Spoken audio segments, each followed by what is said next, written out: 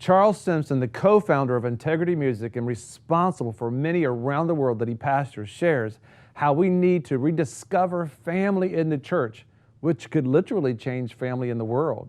He also recalls the time when he was traveling the world during the Charismatic Renewal Movement, which he was one of the key leaders of, as he was asked the question, if he had the technology that we have today, how would it have impacted the move of God back then? Check it out.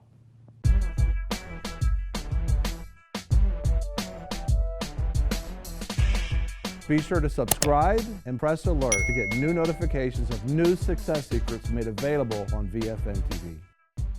I know that when you began to see God move in the charismatic movement, I believe that it's defined as you saw this fruit and you began to see what's going on, but you were limited by communication. You had began the New Wine magazine, I guess, in 1968 maybe? 69. 69. Mm-hmm.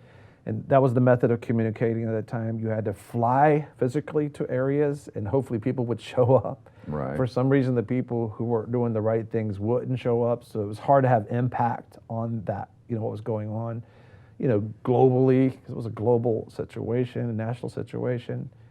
And today I'm looking at where if you had today's technology where everybody's hearing the same thing, and that people can't corner people off and cut them off from the flow. Right. How would it have been different for you when you compare those today? Because we're able to talk at the same time, and you may tell somebody they can't hear it, but they're going to go listen to it. If you told them you can't hear it, they're going to go listen to it. Absolutely. Technology-wise, when you're looking at what you had and what God was doing, powerful move of God, a desire to see disciples, but limited in methodology. I mean, talk about that a little bit. Well, I tend to believe that everything is appropriate to its time. And if you try to evaluate something from a different season, it's impossible. Right. I agree. It's like what happened in the 60s. You got to know what was going on in the 60s. And I think what went on then was a kind of cross-pollination that superseded traditional denominations. And I know myself and a number of other speakers and teachers traveled millions of miles. And a lot of times, not all the time, but you would build a relationship. And sometimes you'd go more than once. Mm-hmm.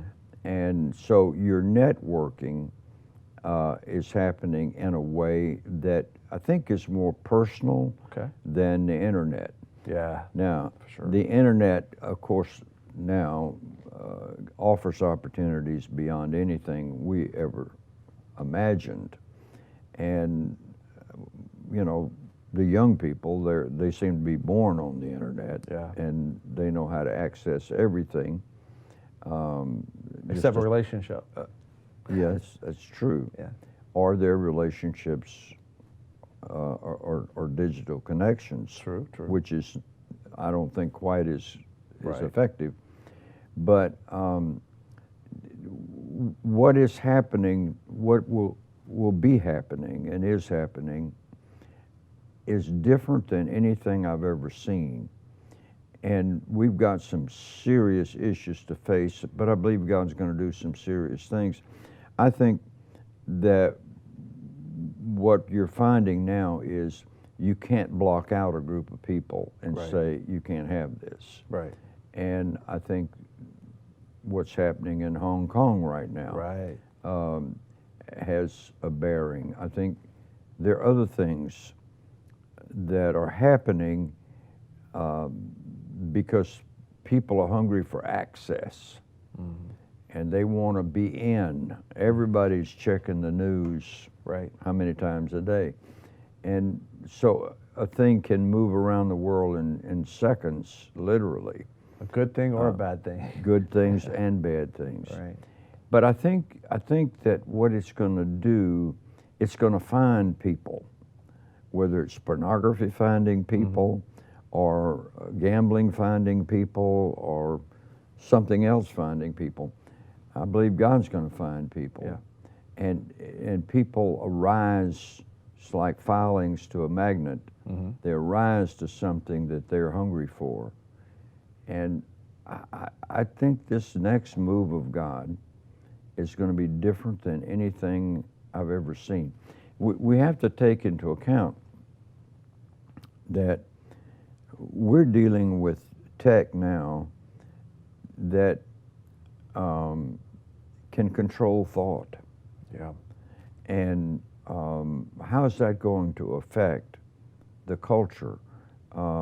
Is there going to be a rebellion against it? I don't know. But we're dealing with technology across the board that is going to have as much power or more than anything we ever imagined an Antichrist to have, Right. or a United Nations dictator. Right. This is something. Without a nation, it has that kind of power. Without any kind of accountability, it has that kind of power. No accountability, worldwide. Yeah, worldwide. And you got AI, implantation. Yeah. You got a lot of things going on. Elon Musk has got that company right now about working on getting the implant in. Mark right. Zuckerberg with Facebook says he already has the ability to transition the firings in your neuroreceptors to words.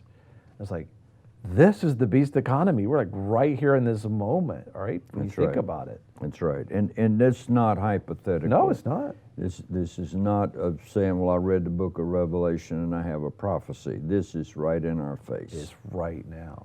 And I think that, I don't think the average Christian is giving that any thought.